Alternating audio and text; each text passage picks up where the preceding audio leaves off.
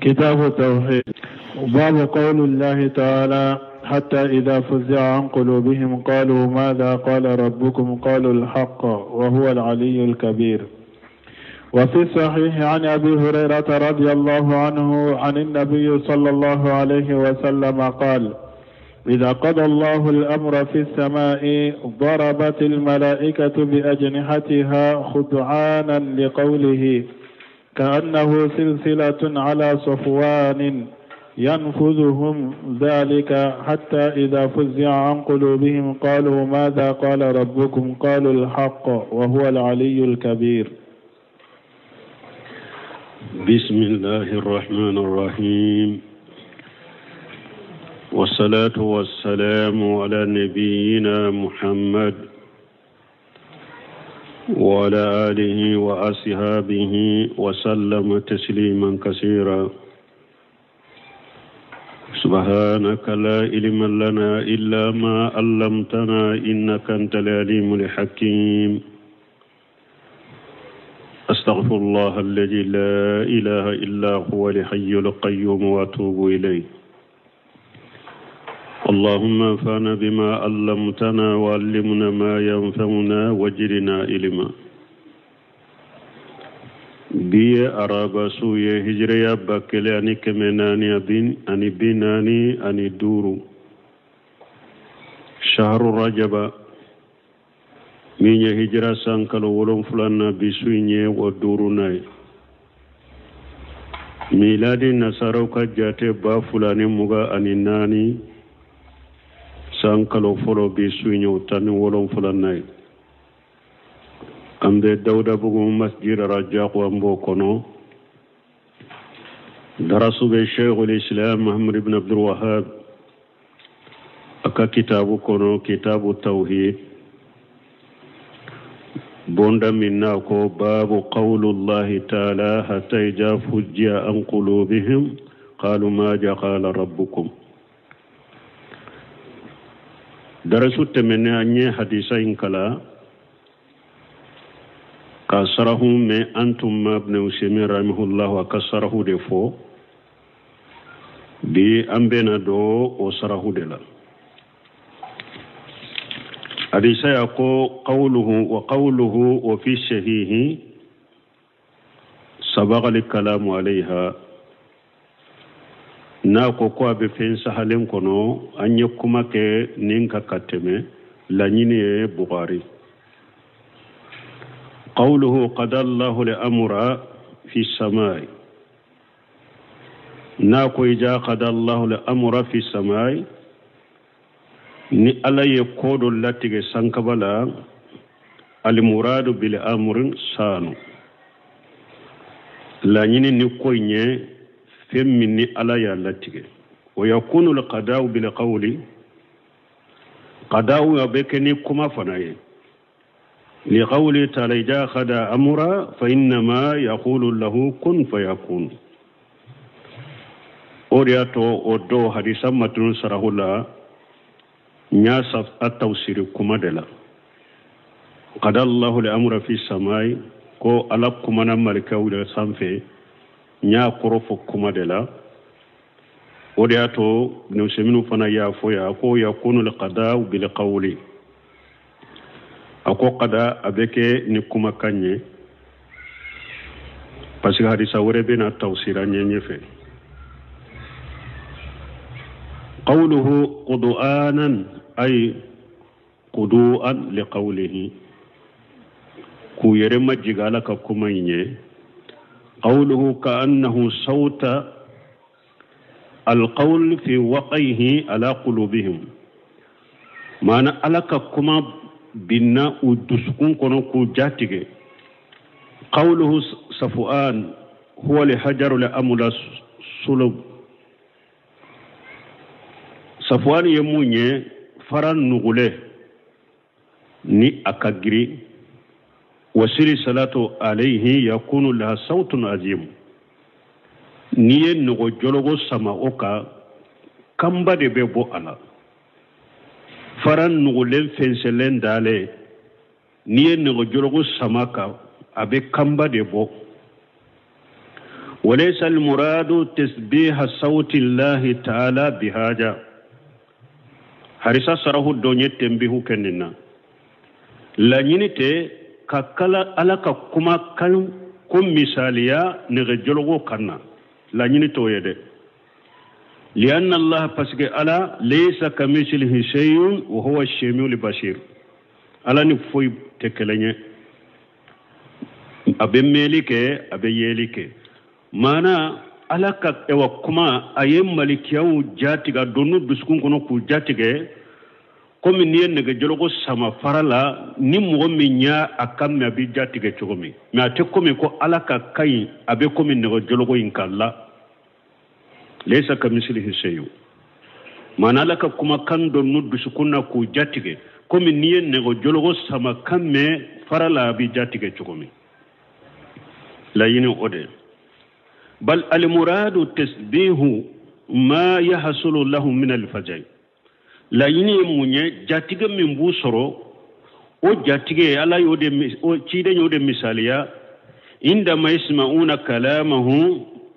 bi fajai man yasmau sili salatan ala safwan nu alaka kuma me jatiga min busoro dusukun kono o jatige de misaliyara komi ne jologo ka ha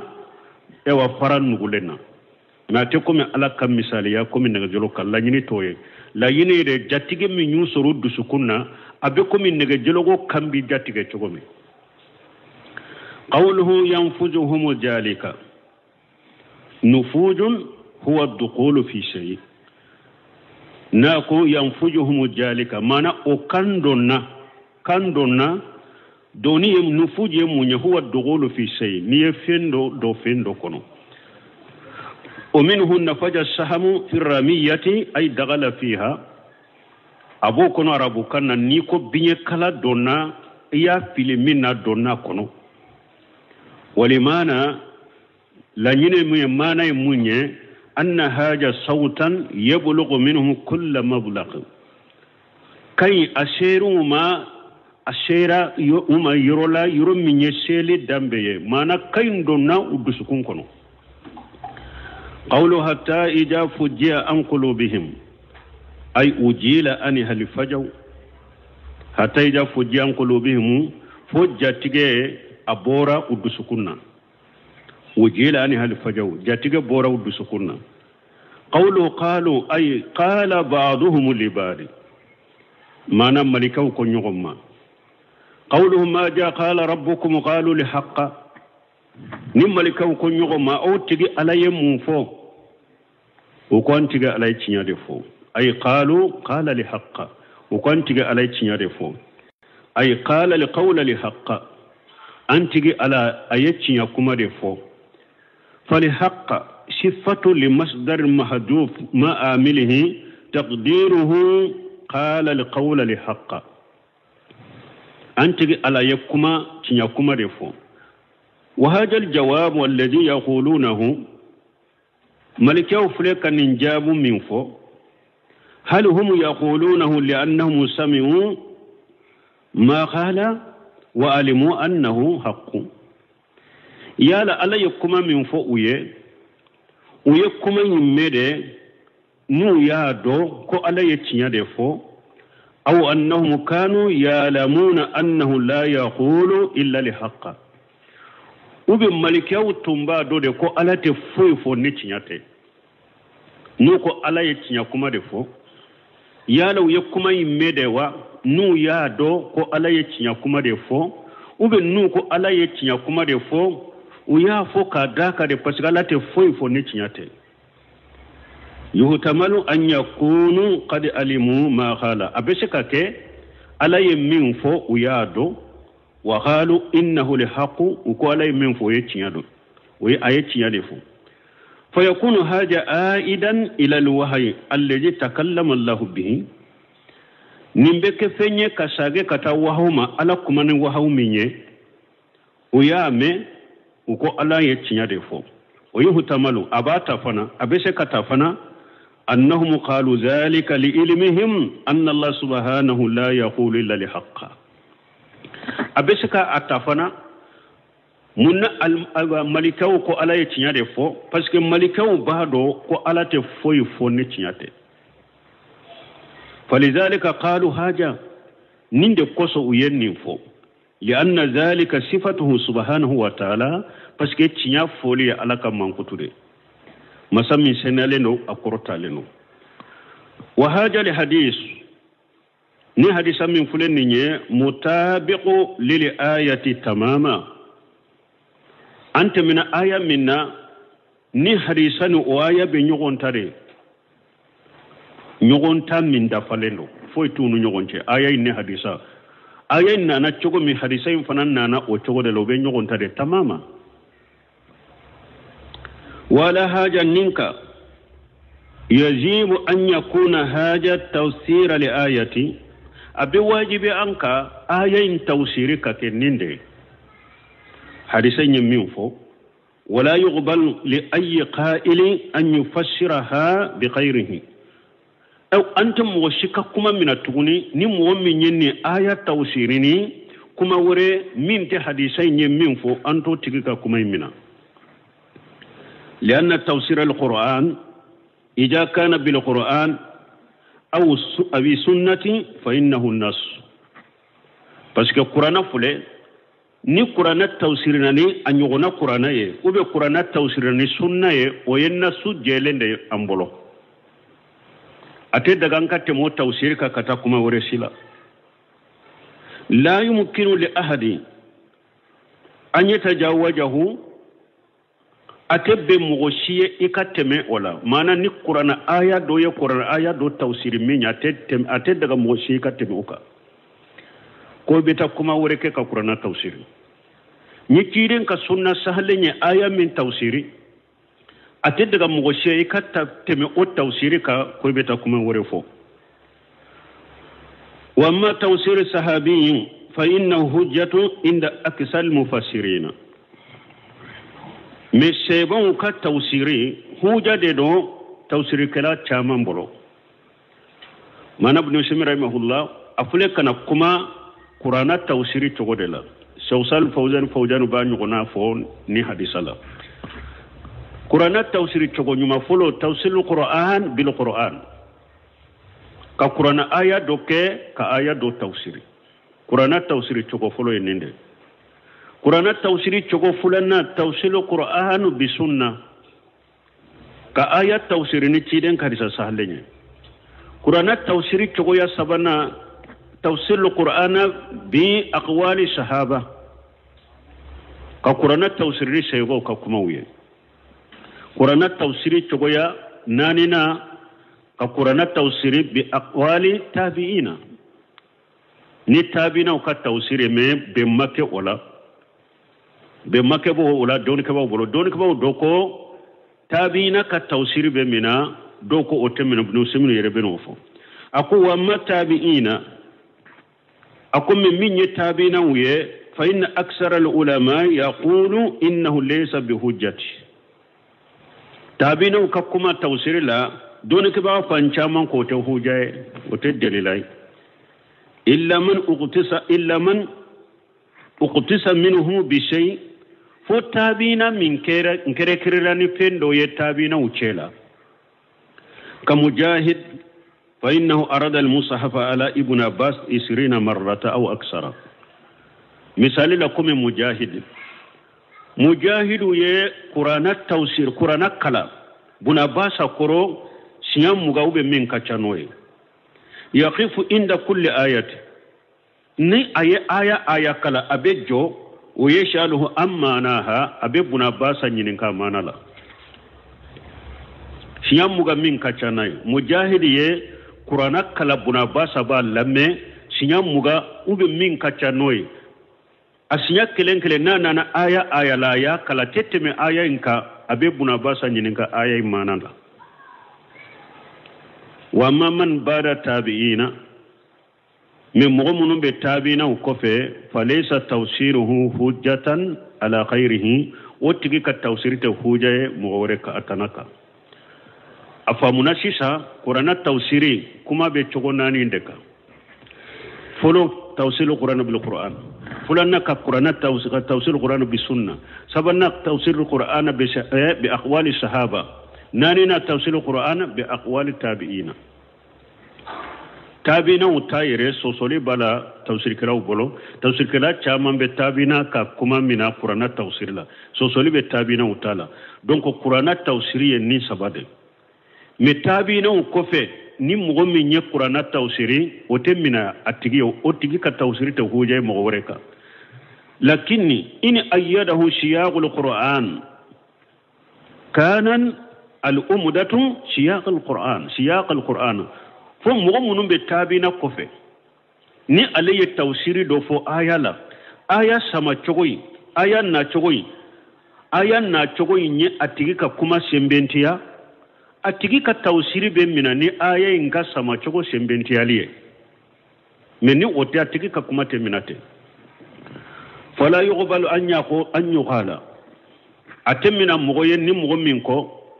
ijafu jia an qulubin nas yawm alqiyamati ni ewa jatigi wulila kabo mogo dusukuna qiyamado parce que hadisa matinu sarahula odo nyofo ngo tawsir kala ko do ko hatta ijafu jam qulubihim ko hada madun yawm alqiyamati kene de ka ko ni nya qiyama kene ko de fo ni joro bora hada madum duskun kono bo seminu fleka koriya ke kata ode ma akwanto kuma mina atigiye bal naqul الرسول صلى الله عليه وسلم فسر الآية بتوسير قيبي لا مجال للاجتهاد فيه أمبا فوقا فوتشيده أيني آية توسيري ني توسيري من يكو دوغولين كويه ويرجيجا دون يروتو أولا يرجيجا يسيهادو دون يروتو أولا وما كان قيبيا وجاء به النص فالواجب علينا قبوله نيكو من يكو دوغولين كوده نصو ناناكو أفاني أواجب رانك أنكو منا وچودلا ولهذا نقول في مسائلة ما يؤجر فيه بالاجتهاد وما لا يؤجر akodi ato amba fo masaila do be masaila do hada made ujura be se ka dima ni ka istihadu ye masailo do fana ujura te se ka dima o yoro la ni istihadu ye innahu laysa aida ala anna haja min al usul wa haja min al furu' wa kan ni yoro korosi ka fonni masaila istihadu be minala ni masaila istihadu te minala bune usemini ko te sagi katare kafon ni nye usulu ye ni nye furu ye mana abedo bolo minye dina ka usulu ye ko istihadu te mina oyorola me minye furu ye istihadu be mina oyorola akolla nye to yede mana istihadu mina lina mina baliya ate sagi kata usulu ni furu made kama qala ba'd ulama komi doni ka bawo do yo fo chokomi الأصول لا مجال للاجتهاد فيها دون كباو دوكو كم من يدينا كأصولوية كل اجتهاد يرجيجا دون يروتو ويرولا ويقتل المخالف مطلقا كو أصول يرولا كوني مغميني دليلا سوسو ويرولا كوام بيكي كتاو كلا دي دونو چوغو بيلا باسكو اجتهاد دون يروتو ويرولا بخلاف الفروع comme oni furu bora nyogon koro dina bolo faraw koni mugo min katawra o yoro la ni istihadu ye ni i katawra o yoro la ni istihadu de ko antike kataw kelay ako don ka baw do yen ni fote lakin shaykhul islam ibn taymiyah ankara taqsim ad-din ila usul wa furu' ako shaykhul islam ibn taymiyah ko ayan nan karya ka fuka dinat tila ko usulu ani furu buntemiya yen nintilali aya nankarya maswama ويدل على بطلان هذا التقسيم بدو سمنو فنا رحمه akon nintilali min fulani delila bayirana ka fon nintilali min yenni tinyalin min do achinyalendo mumbo iranna anna salata inda alladhina yuqassimuna min al-furu' ma annaha min adall al-usul akum min bayirana ka fon nintilali achinyalende do akum munu nye dina tila ko usul ani furu' utigu bolo sallibe konte ubolo furu' de la ka soro dina kallesi bado de salli وصواب أكو صوابي مني أن مدار الإنكار ما لا للاجتهاد فيه مجال وما لا مجال فيه أكو صوابي مني كافو كومي ni awa istihadu ke ala ante inkaru kika mana komi ni istihadu donyoro be ani komi ni istihadu donyoro te obe sagi kata jumama fil umur al ghaibiyah yunkaru ala al mukhalif fiha koko ye ko dogolen ko de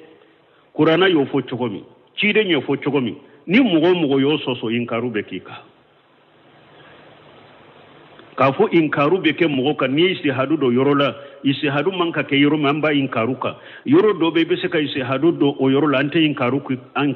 ika abe sage kata jumanna umurul ghaibiyah koko ye ko dogolen ko de qur'ana yo fo chogomi kiden hadisa salen yo fo chogomi hakili do yoro to yorola ni mugo mi nyo so dor inkaru be kika wala yu'ajjaru anta ujura yereduma سواء كانت تتعلق بصفات الله أو اليوم الآخر أو غير ذلك أكرس أقود دغلنكو ودلو لمبي على كم من كتو دلوا أبو دلو لمبي دولا بانكا كود دلوا أبو لونا تنا ولونا ننسولا تشوكو مني مغو يوسوس أمبي إنكارو كيكا أنت وجرا ديما فنا لأنه لا مجال للاجتهاد فيها باسكي يرجيجان اجتهاد دونيورو تو يرولا أما الأمور العلمية ميكو منو يدوني كودة ما هذا مدام يركا دوني بمنا التي للاجتهاد فيها مجال من اجتهاد بشكا دوية فلا ينكر على المخالف فيها مؤمن ني نيغنا دوني كبا دوني كبا وري سوسو ولا أنت ينكرو كيكا ولا ko minunya hada madon yere ka doni kode mana kaybu kote ulu ya hada madon de doni de na be kala kado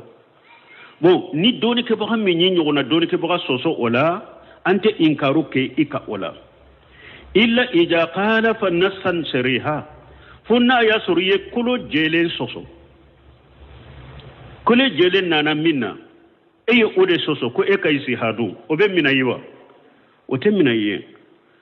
وإن كان يشبه تدليله بهذه المخالفة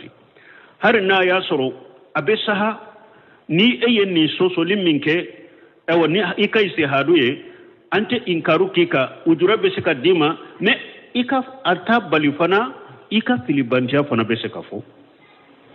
فيليبانتيا بسكا فو يه وفنا لو هرنا سهرا نم بسكا فيليبانتيا فو ني مو مني سوسو لكي إستهادو يرولا كقول ابن مسعود في بنتي وبنت ابن وأختي للبنت كقول ابن مسعود في بنتي وبنت ابن وأختي كم عبد الله بن مسعود ككما دينا ما كيم مسائل دور فلانية نمو سارا يدم مسوتو وبنت ابن أني دنك دم مسو أيوتو وأختي أني بالما مسو parce que dente asibute sisa ninche betila chogodi ibn masudu ko lili binti nisfu akode muso tilanche bedama wal ibnati li ibni sudusu denke demuso na fulo tila woro na bede oma takmilatan li sulusan sulusani fule kadafa niye na fulo ke woro sisa demuso ye tilanche sa saba denke demuso ye kelenta ni kelen fara la sabaka jolido nani ewa woro ka surusani ye joli nani woro ka surusani ye nulusani koni ye munye ni ye fen tila saba tila fukla woro ka surusani ye nani donc ni na fulo kera woro ye demuso ye tilanci ta saba denke demuso ye kelenta o ye suruse afaralat ewa demuso ka sabaka takimlati surusan sulusani dafara وما بقي فللوقت من تورا وي جون تايسا وقتو باسكو دي بي اسبو جويرو لا سيسا بو مسودو يجيتلا نين تولا وذكر له قسمة أبي موسى ويه أبا موسى كا تلا تشوغو فنا فوي بو مسعود أبا موسى فنا توني نينتي تلا أيل عليا تلا تشوغو مي بو مسعود كتلا تشوغو تي ويه أبا موسى كتلا تشوغو فو بو مسعود لي ابنتي نصف أبا موسى يا تلا تشوغو دي أكو دم موسى تلا تشبه داما ولي الأخت نصف balima muso tilanche be dama denke de muso binna aba musa ya tilani chola wa qawluhu uye aba musa ka kuma lashe ibu masud mafana aba musa tumama yennin cinye tilani chola ako iti ibn mas'ud fasayutabiuni ako ayata bu masudu fe abetu gunko nin cinye tila chola nya tila choguma batila o chola aya famu tumama ba musa yetinye intilate ako ayita bu masudu fe abetu gunko nin cinye tila chola fana ba tila ko minya cinye la chogomi ko ugibara bu masudu bi jalika tumamu nane bu masudu ye bu masudu kibaran ninye ko aba musa ye nin cinye tilate ako nan nani fe ifana betu ko nin tila chogo inna faqala bu masudu ko qad daralitu ijjan wama ana min almuhtadin akuni netugura ko nin tila chogola mfilila o wakati make kanda mo wala buno sheminu ko ni mo min masaila to ewa masaila mimbe ni se hadu be se ka doala adagara mo ka ni mo min ewa khilafu ko ola inyora joni ko banya soso ola ako anti jaladi ante inkaru kika me abese ka fuima fana ko filila ni na suso sa bese ka fuima hari na sala na bese ka fuima ko filila me inkaru kika ujurabe dima ikai se hadola hari na bese ka sala na bese ka fuika ko filila parce que bu masudu fule ka fo aba musa kunna le tugura aba musa ko ninchiye tila togola ko ale filila o wakati ko ale make kandam woy qawluhu fayasmauha mustariqu samui ناكو حديثا كونو فيسمعها مسترق السمع أي هذه كلمة التي تكلمت بها الملائكة وألا يكون من فم ملكاوية نم ملكاو فنا كمنا ناي كو أنت على يتشنا ديفو أو منو يلنا نيونكا أنيو أو توسيري حديثا كونو أو دون تمني نو بتا sankabaka ko munum be fo sankabala no beta o menu purti kananouye ومسترق مفرد مضاف فيؤم جميع المسترقين ناكو مسترق مفرد مضاف دو فيمو فمبيله كتا سانفلا كون منو ni malika bu foni nyogonche kato purti ka jigina abebe do aw kono wa ta'ammal kalimatan mustariqu ako kuma min fulani mustariqu kuma min fulani akoy ka jatemina fa fiha dalilun ala annahu yubadiru nun yadalilaye ku bitaliya ka kuma in furti ka jigina yede fa kannahu yaghtalisuha ikhtilasa bi sur'at abikum bi kuma uba purtire ka purti jonna kay ka jigina ka purti ni taliya ka jigina ويؤيده قوله تعالى أكو ألك كما بوشن بنتيا إلا من قطفا القطفة فاتباه شهاب ساقب فمين يبرتو لفلو برتي عليه برتي تليا لدرو دولو منين فنتغراكو قوله ومسترق السمن هكذا بعضه فوق بعض